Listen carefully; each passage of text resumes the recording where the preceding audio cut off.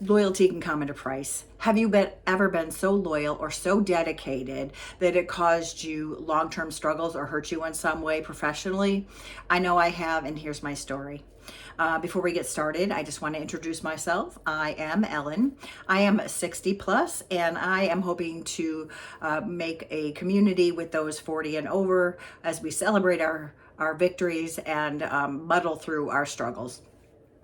So a little bit backstory about myself. I grew up in a family of business owners, so I did learn to be a very loyal and dedicated person in terms of job, because I watched my family members always in some way having their business affect their daily lives. My uncles always left family functions to attend to funeral home duties.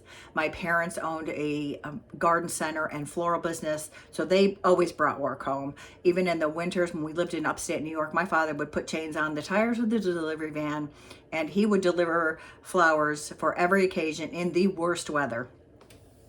So I learned from this that you just went to work no matter what, and you did what was necessary. So I have a great work ethic.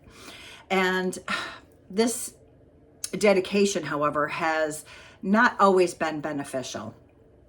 And while employers love it, was I rewarded for it? Not this time. So here's a little history about my last job. I was an office manager at a small family practice, and when they bought the practice from the previous owners, I was not the only employee. But I did come along with the practice, which the new doctors loved.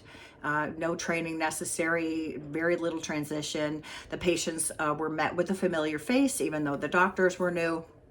And I already knew the job, so everything just kind of fell into place very easily. Now, I loved my new doctors. They let me do my job. They knew I knew what I was doing, and they didn't helicopter manage me. Now, all of my responsibilities become a little enhanced because with the new owners, I was the sole employee. So I had to empty the trash, mop the floors, do the patient exams, intake, insurance, personal injury,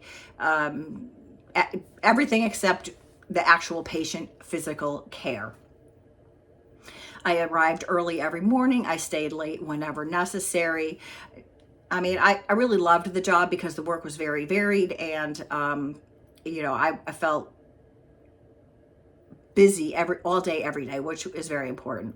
So, however, it's not my business. It was not my business. I didn't own it. Now, while I had been a previous sticks and bricks a retail business owner in the past, it's not my business, and the business really didn't deserve the dedication that I gave it, and which is my fault, but I couldn't help it. That's what I knew. So the family dynamics within the practice changed. One of the doctors decided to leave the practice, and I knew the change was happening, but I wasn't informed by anyone about how it was going to affect the future of the office. And I kept waiting for some information to be forthcoming, and it never came. So I was on a website for our field and just checking my certifications. If I had to transfer them, do they transfer, or do they just come with me, and how that worked? So I was on the website, and they have their practices for sale in your state. So I was checking, just being nosy, looking at them. And lo and behold, I see the practice that I'm working for sale on the website. Oh, so, okay, take a deep breath and, wow, okay. So I took a couple of hours to think about how I was going to approach my boss with this information. Now, I'm not good at anything even slightly confrontational, so I was really uneasy about how to go about. And I know I'm an adult. I've been working on this all my life about how to deal with whatever I consider confrontation. But I manned up, and I went in the office, and I talked to the doctor, and I said, "Hey, should I be looking for a job?" And he said, "Oh, yeah, I've really been struggling about how to tell you this." And I thought to myself, what? Wow, okay. So we had this conversation. Yes, I do need to be looking for a job. I went back to my desk and I started looking for work. Yes, I did this at work. Now, the office is closing. I'm not really worried. I already know I'm not going to have a job. So I just looked for work, and I don't think they minded. I mean, I'm sure they knew I was desperately needing work. So, yeah, I looked for work every available moment that wasn't dedicated to patient care and my actual job. I still kept doing my job. Now, let's just keep in mind that I'm a 60-year-old woman and I am looking for work in a time when there are far more college-educated young people looking for work as well. And they already know how to use all of the new ways of looking for work. And I don't. It's all new to me. Last time I applied for a job, I brought a papered application and sat through an interview. This is all new to me. That's a whole nother video. So I applied to everything under the sun, even if I thought I had just the smallest amount of qualifications for the position. I did have interviews. I had 3 job offers for which I was very glad. They were all 3 jobs were things that I was more than capable of doing, and I would have been comfortable with the pay and the dedication that they required. So move on to the last day of my job. So I worked for these people for 14 years.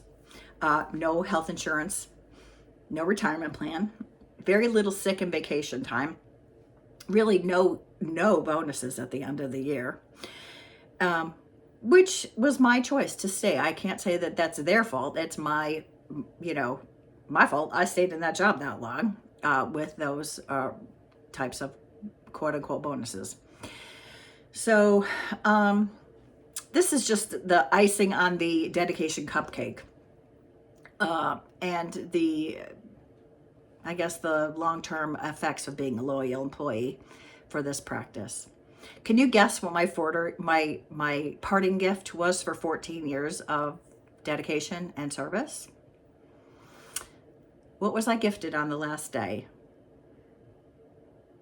Wait for it. A houseplant. Yes, a houseplant.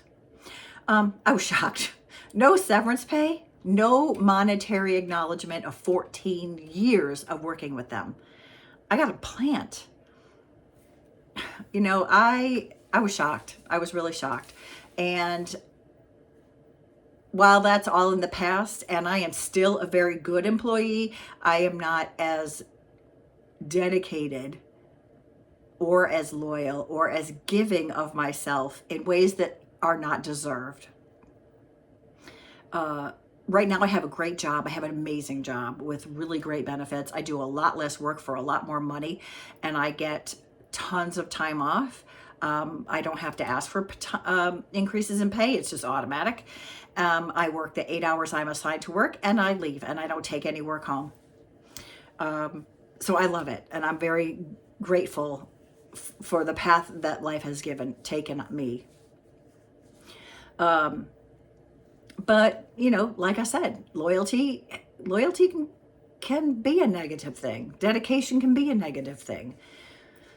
So I'm curious, has being loyal and dedicated ever come and affected you in a negative way?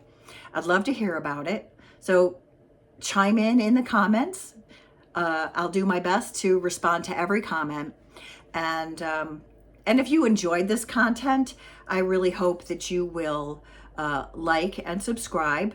And I'm really excited to grow the Chiming In with Ellen community. The 40 and over crowd is growing on YouTube, and we have a lot to say. We have a lot of experience. We have a lot to share. And goodness knows I've got other little outlines already created, so keep an eye out for new content from me, and I look forward to chiming in with you.